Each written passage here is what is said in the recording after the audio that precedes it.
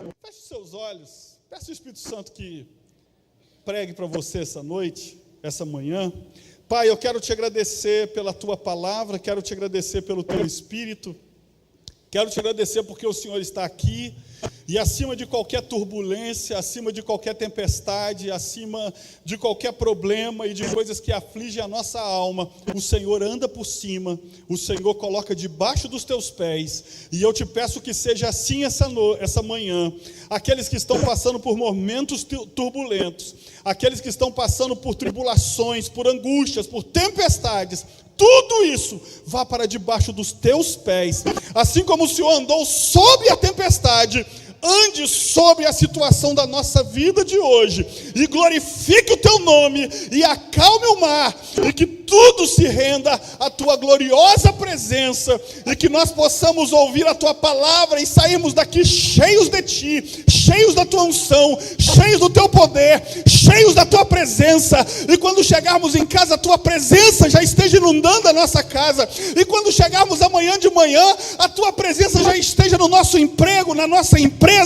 Quando entrarmos, Senhor, na locomoção a qual vamos, já esteja rodeado dos teus anjos, e não haja um espaço sequer para Satanás, porque nós repreendemos toda a obra do inferno, em o nome de Jesus, e chamamos a gloriosa presença de Jesus, o poder do Espírito Santo, em o nome de Jesus. Se você pode dar um aplauso a Jesus. Eu sinto Deus aqui nesse lugar. Glória a Deus. Tem alguns temas que eu amo ministrar.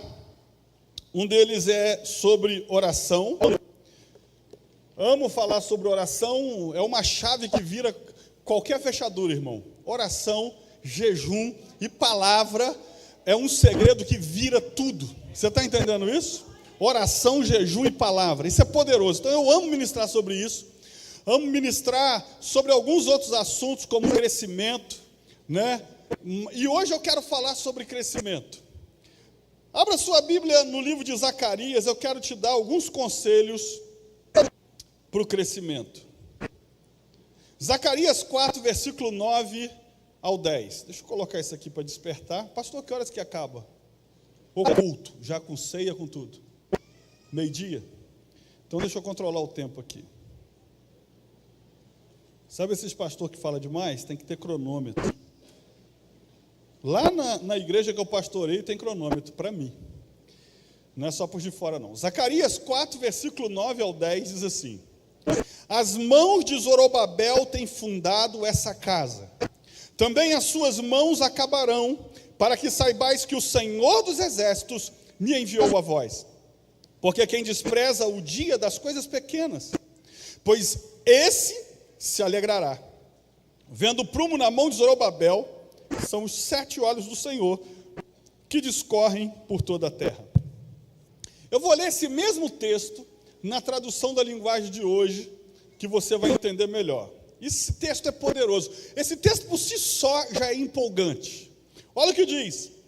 Ele disse: Zorobabel pôs o alicerce deste templo, e ele mesmo vai terminar a construção. Quando isso acontecer, o povo saberá que eu, o Senhor Todo-Poderoso, enviei você para falar a eles. E os que não deram valor a um começo tão humilde, vão ficar alegres quando virem Zorobabel terminando a construção do templo. Escute, esse texto é um texto que me empolga, é um texto que me inspira, que me faz e me anima a acreditar no futuro. Eu já sou um cara empolgado com o futuro. Eu sou empolgado com o futuro, não é porque agora as coisas estão dando certo. Quando eu me casei, eu morava numa casa de aluguel, e foram trocar o telhado dessa casa, e lá em Petrópolis só tem 2 tempos, ou está chovendo, ou vai chover. A gente, mais conhecido por íntimos, Petrópolis não se chama Petrópolis, se chama Chuvópolis. E aí o que acontece? Num desses climas, choveu. No dia que o proprietário da casa, que eu aluguei, depois de 3 meses morando lá, resolveu trocar o telhado. E aí vazou a laje, foi uma confusão danada, tive que tirar tudo, e aí começou meu purgatório. Não existe purgatório, só modo de falar. Que eu tive que morar 1 ano e meio na casa da minha sogra. Irmão, sempre dá para piorar também. 1 ano e meio na casa da minha sogra. E eu comecei a fazer uma casinha, fiz uma casa com 3 cômodos. E quando eu entrei nessa casa e eu fui desligar o meu Chevette 75, bateu o motor desligando. Alguém já viu o carro bater motor desligando? Já vi andando, acelerando e tal, mas o meu desligou. Eu ouvi um barulhinho, tec, não ligou mais. Chamei o mecânico, ele falou, bateu o motor. Eu falei, cara, mas eu estava desligando. Essa fase da vida, teve uma fase que nesse Chevetinho, eu tinha um seguro do Chevetinho 75, porque o carro foi piorando, e eu fui transferindo os seguros. Só que eu estava tão duro que nem coco, já viu, que quica? Aí eu estava tão duro, que eu tive uma ideia brilhante, vou economizar, cancelei o seguro. Na sexta-feira, no sábado eu bati em 2 carros, em sequência. Vocês estão rindo da desgraça dos outros, né? E aí eu peguei um empréstimo para poder pagar o dos caras, e deixei o meu. Irmão, todo mundo tem a sua fase negra, sua fase difícil, mas deixa eu te falar uma coisa, isso não é a sua vida, é só uma estação. Estação é assim, você pega o trem aqui e vai, ou você pega qualquer outra coisa e vai. Vem a primeira estação, vem a segunda estação, vem a terceira estação, mas você está focado no destino final e não nas estações. Ei, meu irmão, eu estou aqui para te dizer, eu não sei qual é a fase que você está vivendo, mas é apenas uma estação, o destino final está na mão de Deus. O que realmente te aguarda é lá. Eu já passei várias estações como essa, estações onde quando minha esposa engravidou, Deus me mostrou que os 2 iam morrer, o bebê e ela. Estações. Agora preste atenção, se você não focar o seu futuro, você vai ficar preso na estação. Se você não olhar para o destino final que Deus tem para você, você vai ficar preso na estação que você está vivendo. Então você deve viver a estação, não é ignorar ela, mas lembrar, a minha casa não é aqui, a minha casa está lá no futuro. Porque quando a gente se guia pelo futuro, a gente tem por que acordar segunda de manhã. A gente tem por que levantar às 6 da manhã. Quando a gente se guia pelo futuro, tem por que chegar em casa meia-noite porque estava na faculdade. Se você se guia pelo futuro, você sabe que tudo isso é apenas uma estação para que você chegue aonde você já enxergou que existe. Porque o futuro, antes de existir lá, existe aqui dentro. O futuro é visualizado primeiro aqui na sua cabeça, depois ele vai se materializar.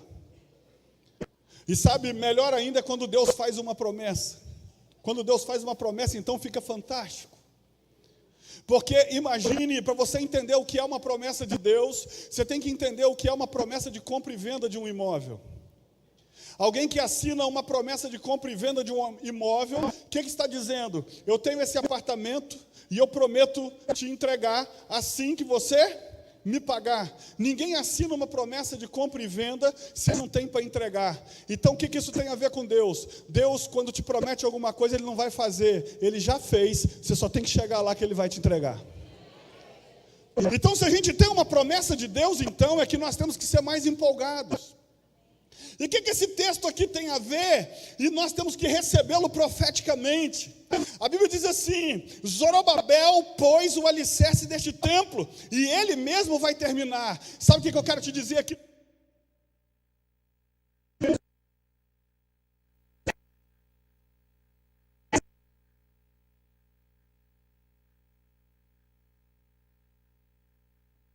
Terminar. Quantos já começaram, não precisa levantar a mão, mas quantos já começaram inglês e não terminaram? Quantos já começaram academia e não terminaram? Quantos já começaram dieta e não terminaram? Quantos começaram a estudar e não terminaram? A bênção não está em começar, a bênção está em terminar. E sabe o que Deus está abençoando Zorobabel?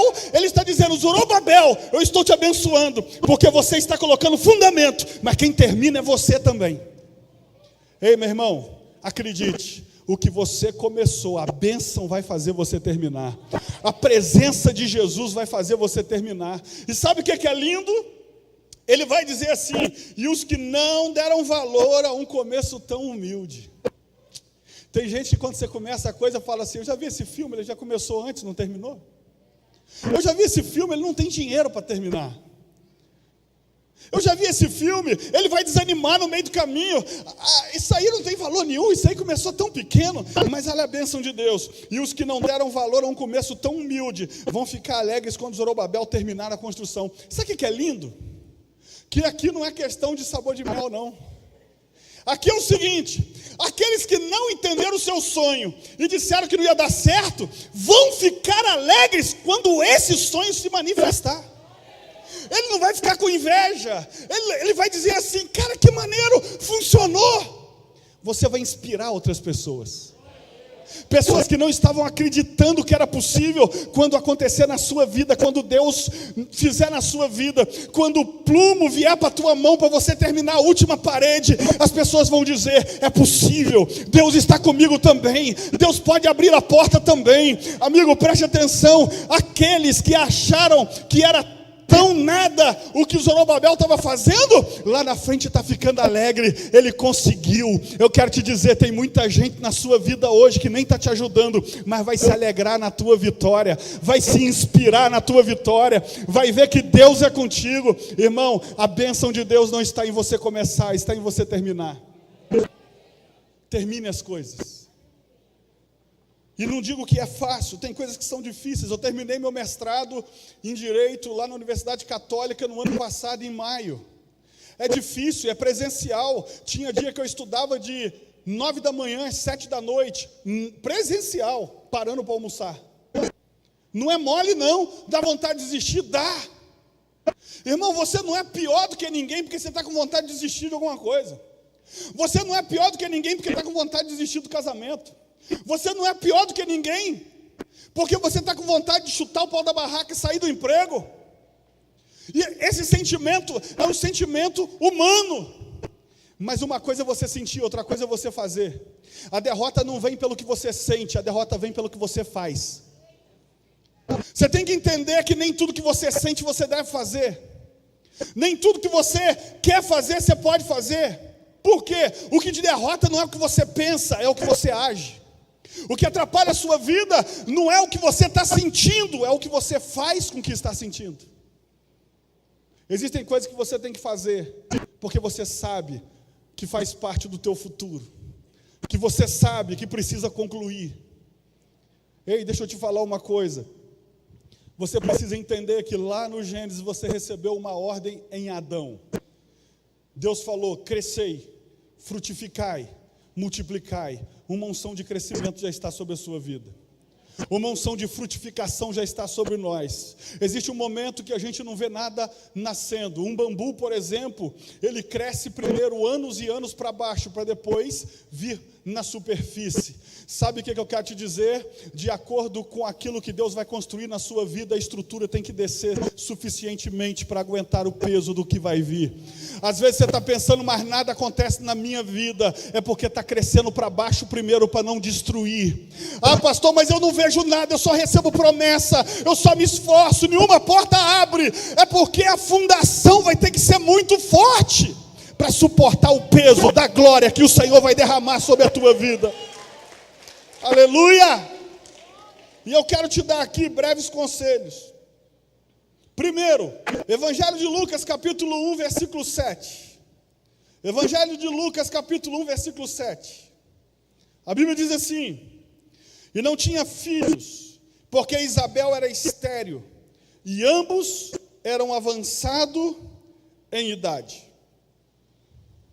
Preste atenção. Dois problemas impossíveis de ser resolvidos. Ela não tinha um problema para engravidar. A Bíblia já declara: Isabel, mulher de Zacarias, era estéril. Segundo problema que não tinha como resolver: estéril e avançado em idade. Mas se você ler o texto todo, o texto vai dizer que um dia Zacarias vai se apresentar no templo para oferecer sacrifício, para cumprir o turno do sacerdócio dele. Aprende uma coisa, meu irmão: pode estar envolvendo esterilidade, pode estar envolvendo problemas impossíveis, mas o lugar de você vir é aqui. O lugar de você estar é aqui. Zacarias, a Bíblia diz que ele, apesar disso, apesar dessa impossibilidade de gerar, ele chega no turno do sacerdócio dele e encontra um anjo de pé do lado do altar. E o anjo diz para ele assim: as suas orações foram ouvidas e sua mulher terá um filho. Pastor, o que eu aprendo com isso? Escute, mulher estéril, casal idoso, mas a Bíblia diz que o anjo fala o quê? As suas orações foram o quê? Significa que o cara já está em idade avançada, já sabe que é impossível ter filho, mas está fazendo o quê? O que ele está fazendo? Você sabe qual é o nosso problema? Como a gente já sabe ou pensa que é impossível, para de buscar, para de orar. Mas o cara está velho, o cara sabe que a mulher é estéril, mas um dia ele chega na presença do Senhor e Deus fala: ouvi a tua oração, o filho vai chegar agora. Sabe o que eu aprendo? Primeira lição: não ore segundo o que você pode, ore segundo o que Deus pode. Você quer crescer? Ore não pela sua circunstância, ore pelo poder de Deus. Não peça. Sabe qual é o nosso problema? A gente vai pedir a Deus um carro, a gente primeiro olha para o bolso. Senhor, eu não vou falar nome de carro aqui, mas eu quero o carro tal. Mas ele não está escolhendo segundo o desejo dele, ele está escolhendo segundo a possibilidade que existe na cabeça dele de pagar a prestação. Só que o Deus que pode te dar aquele, pode te dar o outro. Deus tem tudo, irmão.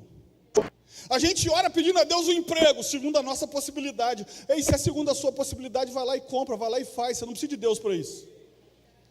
Agora, se você vai pedir uma coisa que você não pode, aí você vai para a pessoa certa. Deus pode. Zacarias, idade avançada, mulher estéril.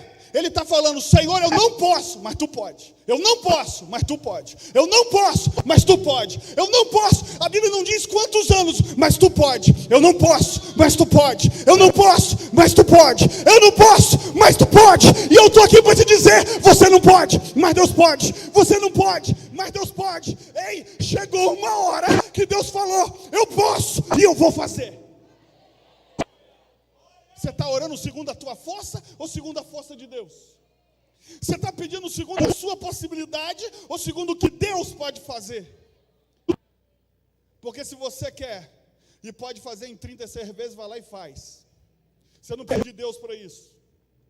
Agora, você precisa de Deus para ganhar, para comprar à vista. Você precisa de Deus para um contrato que ninguém consegue. Você precisa de Deus para uma porta que ninguém consegue abrir. Você precisa de Deus para um milagre que é impossível a medicina fazer. E aí você pode ir para os pés do Senhor e dizer: já passei da idade, já passei disso, daquilo, mas o Senhor continua podendo. O Senhor continua sentado no trono. O Senhor continua com certo de autoridade. O Senhor continua intervindo na terra. Então venha ao meu favor. E uma hora Ele vai dizer: o Senhor ouviu a tua oração. Primeiro conselho: não ore segundo o que você pode, ore segundo o que Deus pode. Segundo conselho, primeiro é aquele. Segundo, Lucas 1, versículo 24, ainda nessa história.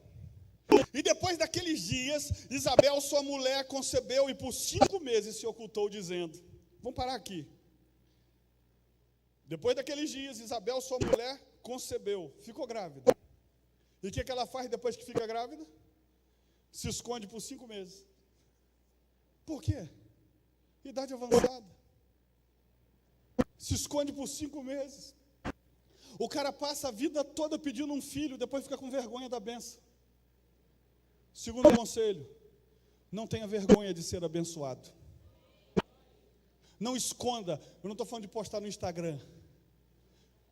Pastor, meu sonho é esse aqui, ó. Olha o que Deus me... Não estou falando de ostentação, não. Não é isso não, ok? Amém? Mas também não precisa de esconder o que Deus fez. Pastor, mas ninguém vai acreditar, vai dizer que eu roubei. Aprende uma coisa: amigo nunca precisa de explicação porque ele te ama. Inimigo nunca vai acreditar no que você falar. Então para de dar explicação e vive a glória, a bênção, o favor do Senhor na sua vida. Um dia um irmão da igreja lá me deu uma BMW 0. Senti inveja aí, hein? Ninguém falou um amém, ninguém deu uma glória, ninguém... Me deu 0, vim aqui na Barra escolher. Aí na sexta-feira eu tirei sem placa. Porque carro pode ser o que for, sem placa é mais bonito. Sem placa. No domingo à noite, quem já foi lá na igreja sabe como é que é. Eu parei na entrada, aonde todo mundo passa, porque é uma entrada só. Todo mundo tem que passar ali. Parei com aquela frente bruta dela assim, para cá. Até cego via. Aí, na hora da oferta, eu falei, irmão, você viu aquele negócio lá fora, no pátio? Eu ganhei. Porque um dia a Raquel, minha esposa, sentiu o desejo de dar o carro dela de oferta, e um dia Deus falou assim, eu vou trocar o teu. Ela só fica me perguntando, peraí, mas fui eu que dei, como é que é esse negócio? Eu expliquei para ela biblicamente, somos uma só carne. E aí o que acontece? Apresentei uma oferta de gratidão, porque é todo dia que alguém ganha uma BMW. Apresentei uma oferta de gratidão que representasse o que Deus fez.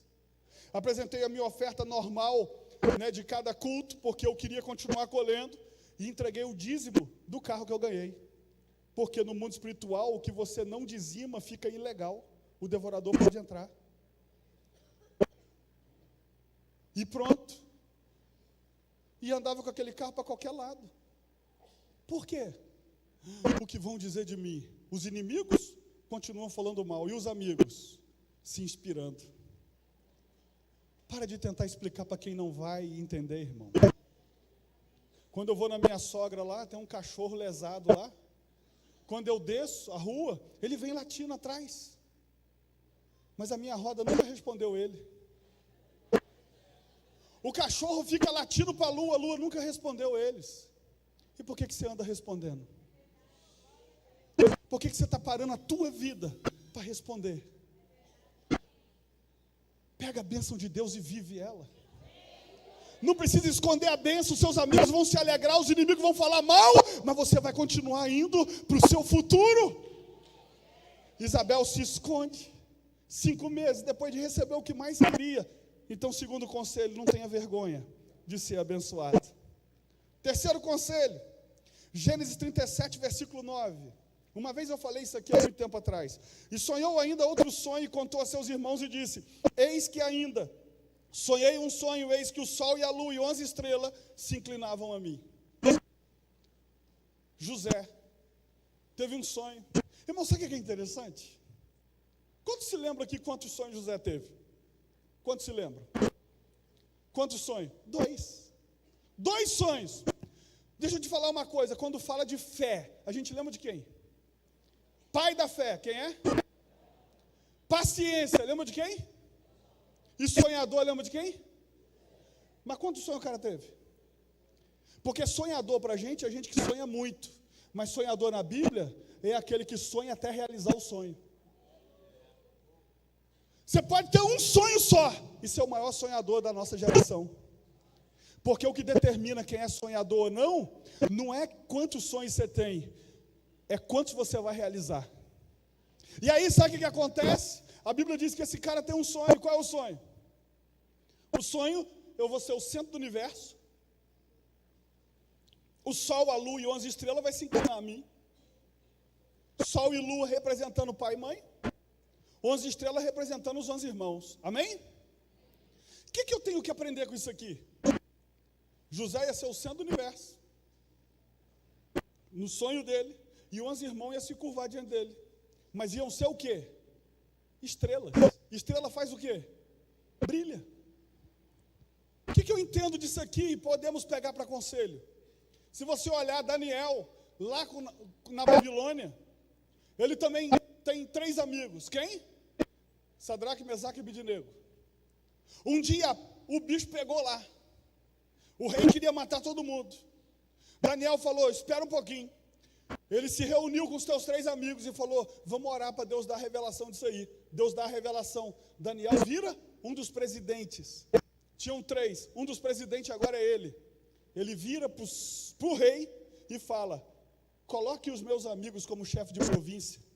Quem era o presidente? Daniel. Mas quem estava brilhando? Sadraque, Mesaque e Abednego, chefe de província. Vamos voltar para o texto de José. A Bíblia diz que quem ia ser o chefe de tudo? José. Mas quem ia brilhar? Os 11 irmãos. A pergunta é, por que não brilhou? Grava uma coisa, irmão. Baseado nisso aqui, a gente olha para esse sonho e só vê José no sonho, mas Deus incluiu a família toda no sonho. Tinha pai, mãe e irmãos brilhando dentro do sonho. Quem é maior? Sol ou estrela? Sol. Estava lá, o pai ia ter um lugar de destaque com a mãe. Os irmãos iam serem menores do que José, mas Deus sonhou com a casa toda. Grava o que eu estou te dizendo, não menospreze a sua família, porque quando Deus sonha contigo, incluiu todo mundo junto. O sonho de Deus não exclui os outros da sua família, o sonho de Deus inclui a sua família. Você entende isso? Mas por que não aconteceu? Sadraque, Mesaque e Abednego virou chefe de província, e os 11 irmãos nunca brilharam, ficaram ocultos, ficaram lá. A Bíblia nem relata muito deles nesse momento. Por quê? Vem o terceiro conselho que eu aprendo aqui: saiba qual é o seu lugar. Qual era o lugar de José? Poderosão. Lugar de pai e mãe de José: sol e lua, maior do que as estrelas. Lugar dos irmãos: brilharem. Mas a Bíblia diz que eles não entenderam. E a Bíblia fala que eles tentaram matar José. Por quê? Um anjo é um anjo, vai servir, vai ser luz. Mas um demônio é o anjo que esqueceu qual era o lugar dele. Um demônio é o anjo que disse: eu vou colocar o meu trono acima do trono de Deus. Quando ele esqueceu qual era o lugar dele, ele perdeu o lugar dele. O grande problema é quando a gente não sabe qual é o nosso lugar e luta por um lugar que não é nosso. Além de não conquistar o que a gente quer, nós vamos perder o que era nosso. Dá um sorriso para o lado que vocês ficaram meio tensos. Presta atenção. Se nós queremos crescer, nós precisamos entender qual é o nosso lugar. E sabe quem é que sabe exatamente qual é o nosso lugar? O arquiteto do universo, o Senhor Jesus, o Deus que nós servimos. Porque foi Ele que começou a dizer: haja luz, colocou cada uma coisa no seu lugar. E se tem alguém que tem nos poder para nos colocar no lugar que é nosso, Ele se chama Jesus Cristo, Ele se chama o nosso Deus, Ele se chama Espírito Santo. Porque quando eu estou no meu lugar, eu me torno imbatível. Você sabe qual que é o pior problema que pode acontecer para a gente na nossa história de vida? É a gente dar certo no lugar errado. Porque tem gente que é muito dedicado. Eu falo um pouco nisso sobre o meu livro ali, eu falo sobre isso. Tem gente que é muito dedicado, e o problema de gente dedicada é que dá certo em qualquer lugar. Ah, mas problema, pastor? É, porque vai ser difícil ela descobrir qual é o lugar dela, porque ela dá certo em qualquer lugar. Gente que não dá certo em qualquer lugar é mais fácil de descobrir, porque na hora que encaixar, é porque é ali. 20 anos tentando, encaixou, é ali. Agora também não sai mais daqui. Por exemplo, se eu falar em cirurgião plástico, qual o nome que vem na sua mente? Dos mais top. Pitangui. Se eu falar em arquitetura, o nome mais top? Oscar Niemeyer. Mas você concorda para mim que o cara, para ser melhor dos melhores, ele tem que ser muito dedicado? Um cara muito dedicado, por exemplo, Pitangui, por ser muito dedicado, se resolvesse fazer arquitetura, não tenho dúvida que ele seria um bom arquiteto, mas nunca o melhor, porque não era o lugar dele. O Niemeyer, talvez se fosse fazer medicina, ia ser um ótimo médico, mas nunca o melhor, porque não era o lugar dele. Porque o teu potencial inteiro vai ser liberado no seu lugar. Sabe o que acontece? E aí o nosso lugar nós vamos encontrar em Deus. Senhor, o que eu devo fazer? Conselhos de Deus. Senhor, buscar na palavra de Deus. Então preste atenção, se nós queremos crescer, nós precisamos saber qual é o nosso lugar. Quarta coisa, que eu preciso desmistificar a sua cabeça. Abra sua Bíblia em Eclesiastes 10, versículo 19. Eu não sei se tem no telão para colocar. Esse eu queria ler com vocês. Eclesiastes 10, versículo 19.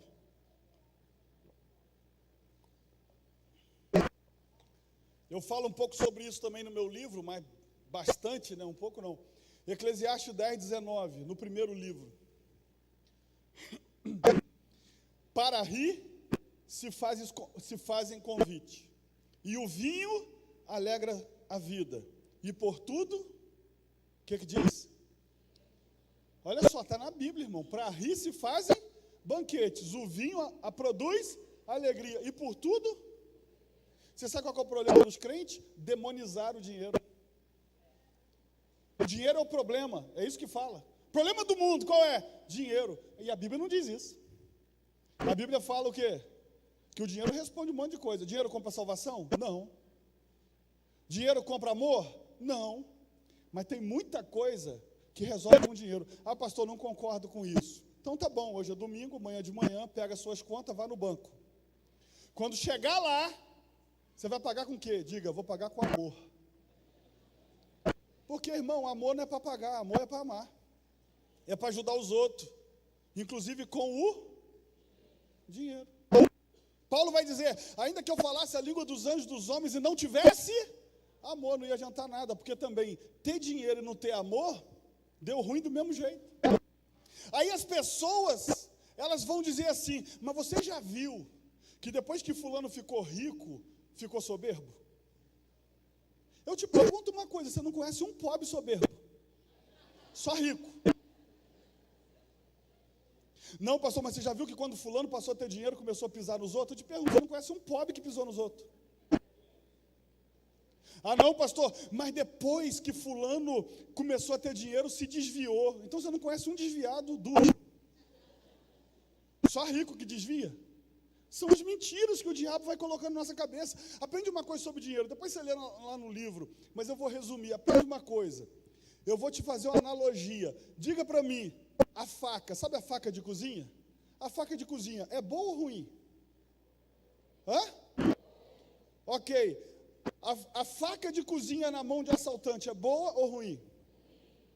A faca de cozinha na mão de um cara, que o assaltante amarrou ele, e esse cara vai lá e corta e liberta o cara, é boa ou ruim? Ué, mas é a mesma faca. A mesma faca que serviu para ajudar alguém é a faca que serviu para matar alguém. Então, o problema não está na faca, está em quem segura.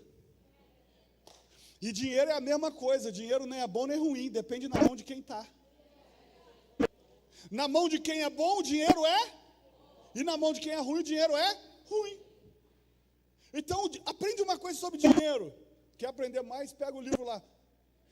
Olha só, aprende uma coisa sobre dinheiro. Dinheiro não tem essência, dinheiro assume a essência do dono. Ninguém fica soberbo, já era. Mas por que ele não mostrava? Porque ele dependia dos outros e os outros não iam ajudar ele. Ninguém pode falar que é humilde se não tiver muito dinheiro. Porque ser humilde sem dinheiro é mole achar. Embora a gente ache um soberbo sem dinheiro também. Mas olha só. Você já viu os caras que você fala assim, nem parece que tem dinheiro? Porque o dinheiro não mudou ele. Ele não era assim antes de ter o dinheiro. Você entendeu isso? Cara, aquele cara ajuda tanto. Será que é por isso que ele tem dinheiro? Não. Ele já ajudaria se ele não tivesse nada. Porque dinheiro não tem essência. Ele assume a essência do dono. É como uma faca. Ela é a mesma, depende da mão de quem está. Então, o que eu aprendo aqui pela Bíblia? O dinheiro não muda quem você é. O dinheiro só potencializa o que você já é. Por isso que a gente tem que ser sarado antes de ter dinheiro. Porque se eu tiver mal aqui dentro, meu dinheiro vai ser mal. Porque o dinheiro não muda ninguém. O dinheiro pega o que tem lá dentro e bota para fora. É como uma faca. A faca não muda ninguém. A faca na tua mão não vai matar ninguém. Mas na mão do cara errado mata. Dá um sorriso para o lado que vocês ficaram tensos de novo. Quinto conselho. É o penúltimo. Já estou acabando. Fique em paz. Gênesis 39, versículo 1. Deixa eu te falar o verdadeiro conceito de prosperidade na Bíblia. Para você entender que você já pode estar crescendo e não está entendendo. Olha o que a Bíblia diz, Gênesis 39, 1. E José foi levado ao Egito, e Potifar, eunuco de Faraó, capitão da guarda. O varão egípcio comprou da mão dos ismaelitas que o tinham levado para lá. E o Senhor estava com José. E foi varão próspero. E estava na casa do seu senhor egípcio. O que a Bíblia fala? Que foi varão? Mas José era o que mesmo? O que ele era? A Bíblia é capaz de chamar um escravo de varão próspero. Meu irmão, o mundo não aceita isso de jeito nenhum, porque prosperidade para o mundo é ter, é dinheiro, é imóvel. Prosperidade para Deus não tem nada a ver com isso. Isso pode envolver a prosperidade de Deus, mas não é isso só. Por exemplo, olha para José. Na casa do pai dele, tinha uma roupa diferente. Sim ou não? E era a prosperidade máxima que ele tinha, ter uma roupa diferente, que inclusive causou inveja, porque, meu irmão, presta atenção, invejoso é assim, não precisa ser muito, se você tem, já é o suficiente para ter inveja. Aí o cara só tem uma roupa diferente, mas os irmãos têm inveja. Na casa de Potifar, agora ele chega, se torna o chefe da casa, continua escravo, não tem um centavo, mas o nível de prosperidade mudou, agora ele virou o chefe. Aí ele foi parar na prisão, virou o quê? Chefe da prisão. Foi parar no palácio. O que aconteceu? Virou o chefe do império. Agora o camelo 4.0 com ar-condicionado é dele. Porque ele virou o chefe do Egito. Agora escuta o que eu vou te dizer. Ele era próspero na casa do pai. Era próspero na casa de Potifar. Era próspero na prisão e era próspero no Egito. Porque prosperidade não é o que você tem, é o que você é. E aí o que Deus está falando, José, varão próspero, por quê? Não era o que ele tinha, era o que ele era. Qual o verdadeiro conceito de prosperidade na Bíblia? É saber que Deus está comigo em qualquer fase da minha vida para eu alcançar o máximo daquela fase. Se é na casa do pai, a melhor roupa. Se é na Potifar, ser o chefe. Se é na prisão, comandar. Se é no palácio, acessar tudo. Porque dinheiro não é sinal de prosperidade, é um dos sinais de prosperidade, não é o único. Deixa eu te falar uma coisa, você tem que entender o que Deus tem te dado dessa fase que você está vivendo, porque você vai perceber que você está crescendo, e vai chegar uma fase na sua vida, que tudo aquilo que você espera pode se materializar, mas entenda, prosperidade não é o que você tem, é o que você, fala para a pessoa que está do seu lado, é o que você é, irmão. A última coisa, lá na igreja, quando eu falo a última coisa, eles falam, então vamos lá, apaga tudo. Então, a última coisa, eu vou ensinando vocês devagarzinho. Vamos lá. 1 Samuel 16, versículo 1. Aqui, meu irmão, é um ensinamento poderoso. E a gente tem que gravar isso. 1 Samuel 16, versículo 1 diz assim, então disse o Senhor a Samuel, até quando terás dó de Saul, havendo eu rejeitado? Deixa eu dar uma pausa aqui. Não é nem sobre isso que eu vou falar, mas fluiu. Até quando você vai ter pena de gente que Deus está tratando?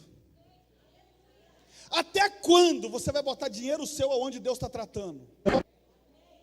Até quando você não vai deixar os outros ser tratado por Deus? A síndrome de Samuel. Deus vira para Samuel e diz, Samuel, até quando você vai ficar aceitando gente que eu rejeitei?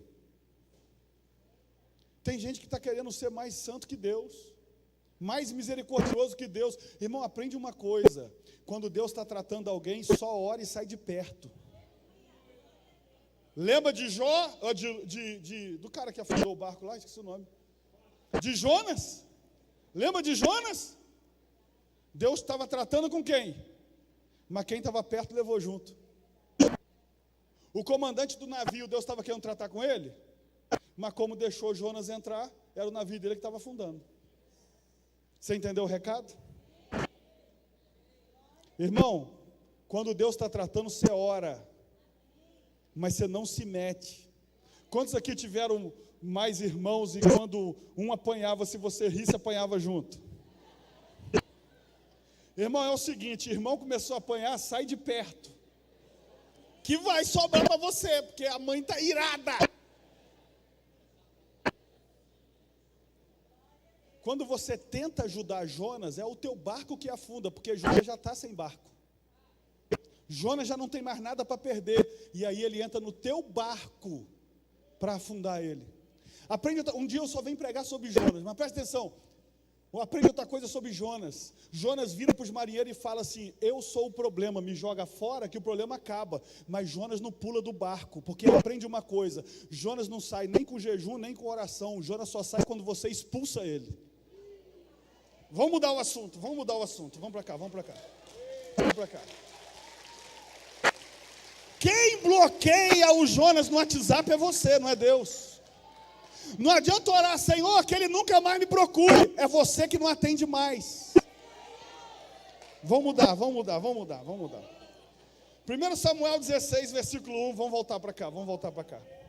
Pastor, isso é falta de amor? Não, é juízo na cabeça. 1 Samuel 16, versículo 1. Então disse o Senhor a Samuel, até quando terás... Irmãos, eu presto muita atenção para ver se eu não boto dinheiro no barco de Jonas, porque aí quem perde dinheiro sou eu, porque Jonas já está duro. Olha só, então disse o Senhor a Samuel, até quando terás dó de Saul? Irmão, eu volto um dia aqui para falar só de Jonas. Havendo eu rejeitado, para que não reine sobre Israel, enche o teu vaso de azeite, vem, enviar-te-ei a Jessé o Belamita, porque dentre os seus filhos me tenho provido de um rei. Porém disse Samuel, como irei eu? Pois ouvindo a Saul me matará. Posso dar mais uma pausa aqui? Ainda não é o que eu quero falar, mas é porque assim eu vi. Olha só, presta atenção. Porém disse Samuel, como irei eu? Pois ouvindo Saul me... Ei, irmão, peraí, presta atenção, é outra coisa que a gente tem que consertar na nossa cabeça. Samuel é profeta de Deus, sim ou não? Levantado por Deus, sim ou não? Mas ele está com medo de quê mesmo? Está com medo de morrer. Ele diz assim, porque quando Saul souber que eu ungi o próximo rei, o que ele vai me fazer? Matar. Samuel está recebendo uma ordem de Deus e dizendo, como é que eu vou cumprir? Eu estou com medo de morrer. Você sabe qual é o problema dos crentes de hoje? Aprendeu lá atrás que quem tem medo de morrer é porque não tem certeza da salvação. Se você tivesse certeza da salvação, você não tinha medo de morrer. Não sabe por que você tem medo de morrer? Porque você não nasceu para morrer. O pecado que entrou no mundo e trouxe a morte. E aí a gente não aceita a morte. E você não se sinta menos crente porque está com medo de morrer, não. É porque você é gente. É porque você é gente, por isso você tem medo de morrer. Samuel teve medo de morrer. E aqui eu aprendo outra coisa. Duvida de super profeta. Duvida de profeta que se faz muito. Por que esse profeta aqui falou, estou com medo de morrer? Eu tenho medo de gente perfeitinha, irmão. Gente que... Por quê? Porque nós somos humanos. Tem uma hora que eu vou acordar querendo dar coice nos outros. Ou você nunca acontece isso? Que dá vontade de responder o bom dia assim, só se for para você. A gente é humano. E aí Samuel é humano. E o grande profeta Samuel está dizendo, se eu cumprir essa ordem tua, eu tenho medo de morrer. Então, meu irmão, aprende uma coisa. Mesmo com medo, faça. Porque você é tão ungido quanto qualquer outro. Você entende isso? Aí ele diz assim, Deus responde. Ele fala assim, toma uma bezerra das vacas das tuas mãos e diz, vim para sacrificar. Só até aqui, presta atenção. Aqui, esse conselho aqui se divide em duas partes. Primeiro, quando ele estava com medo, Deus deu uma estratégia para ele.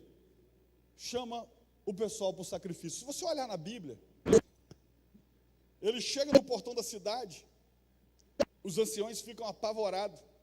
E fala assim, é de paz a sua vinda? Ele responde assim, vim para sacrificar.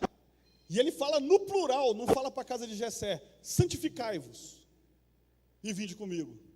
Qual é a única casa que aceita o convite? A de Jessé, a única.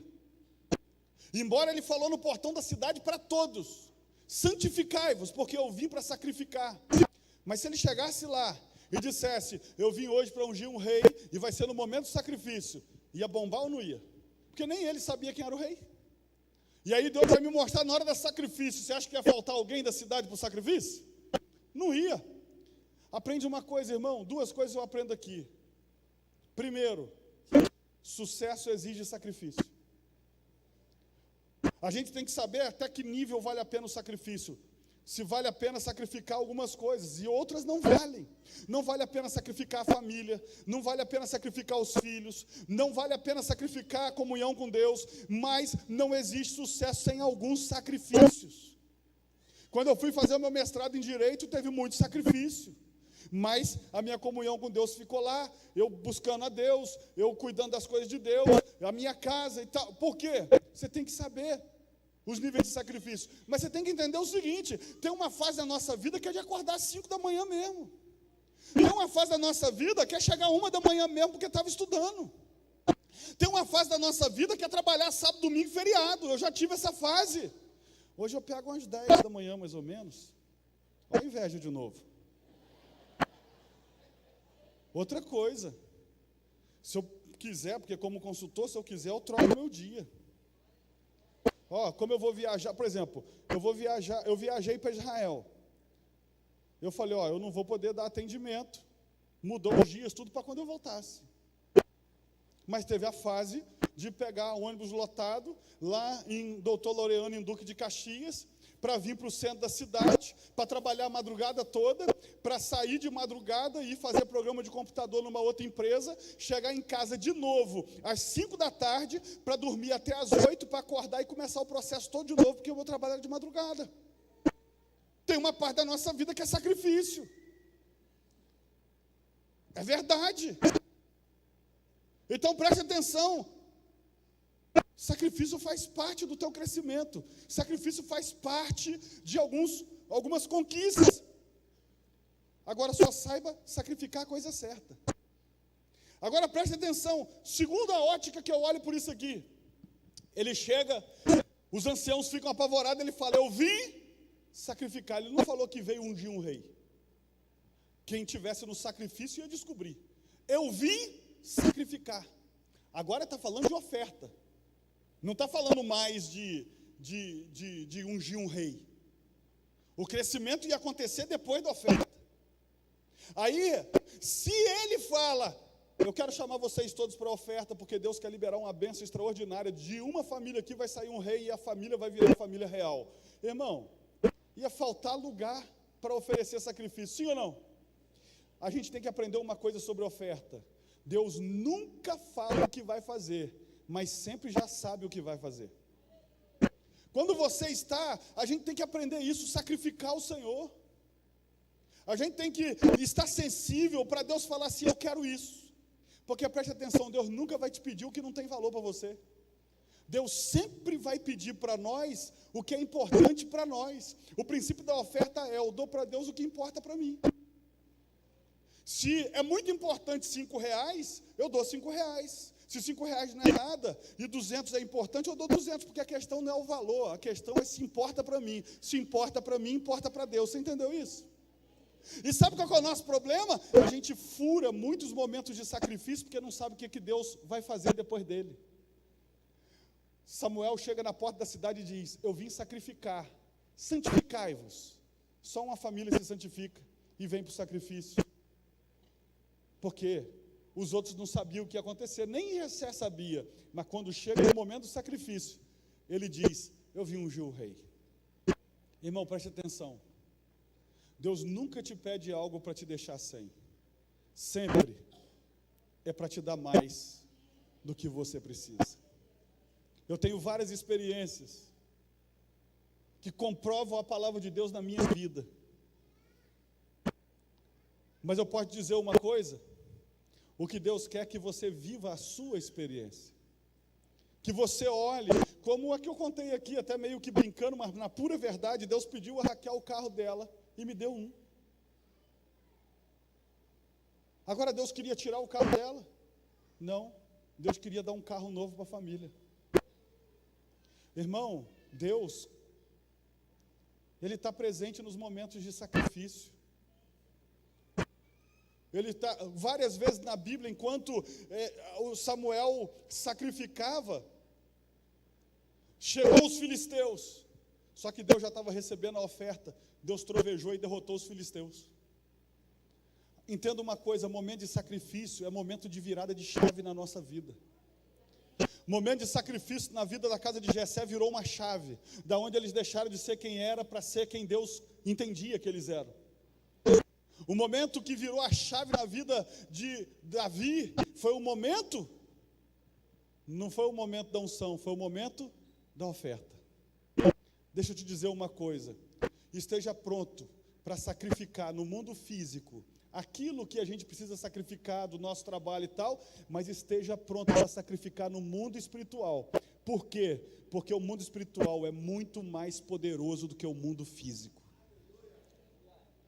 E para terminar essa mensagem, eu quero te fazer um convite a sacrificar. Irmão, ninguém é obrigado a dar dízimo. Ninguém é obrigado a dar oferta. A gente precisa entender, não tem ali um cara dizendo, você é dizimista? ser ofertante? Porque sabe quem precisa de saber que você é? É Deus. Por isso que o envelope aqui da igreja também não tem nome, não é isso?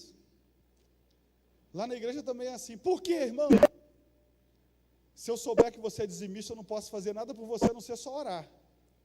Mas se Deus souber, quando o devorador chegar perto, ele diz assim: pode sair, que aqui tem proteção. Deixa eu te dizer, e termino aqui, pela segunda vez. Olha só.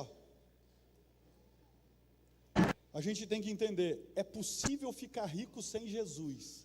Você vai se escandalizar com o que eu vou dizer. É possível casar sem Jesus. É possível ficar rico sem Jesus. É possível viajar sem Jesus. Mas deixa eu te dizer uma coisa, se olhar a festa de Caná da Galileia, Jesus não tinha feito nenhum milagre ainda, mas a Bíblia diz que o cara que estava casando chamou Jesus porque gostava dele. Ele ainda não era o superstar. Aí eu te pergunto, chamou porque conhecia, mas se não conhecesse, ou se conhecesse e não quisesse chamar, o casamento não ia acontecer do mesmo jeito? É possível casar sem Jesus, viajar sem Jesus, ficar rico sem Jesus. Agora tem uma diferença. Eles chamaram Jesus até sem saber o que Jesus podia fazer. Mas quando veio a vergonha, quando veio o problema, Jesus estava no casamento. E aonde ia terminar a festa, Jesus falou: não acaba não, eu estou aqui. É possível ficar rico sem Jesus? É. Mas quando o diabo quiser terminar a festa do cara, se Jesus está lá, tem dízimo aqui. Tem oferta aqui. Aqui dentro não.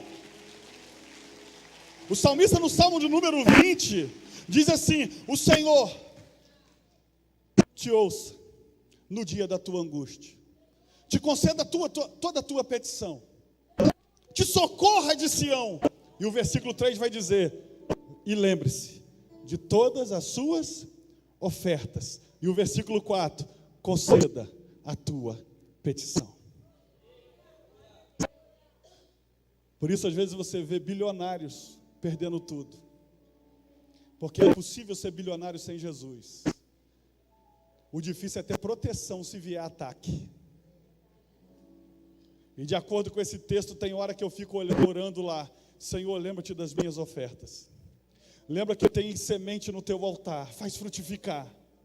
Um dia eu precisava de 80 mil, e eu falei assim: Senhor, tu lembra que eu tenho um monte de oferta no altar, oferta de todos os tipos de valores. Acha aquelas que ainda não deram fruto, Senhor, e manda multiplicar.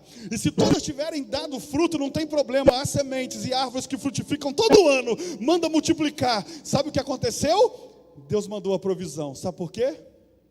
Quando você tem o princípio te protege. Nunca entregue dízimo porque é peso na consciência. Entregue porque Deus está vendo e Ele que vai te proteger. Nunca entregue oferta porque assim, senão vai pegar mal. Não, o importante é Deus saber o que você fez.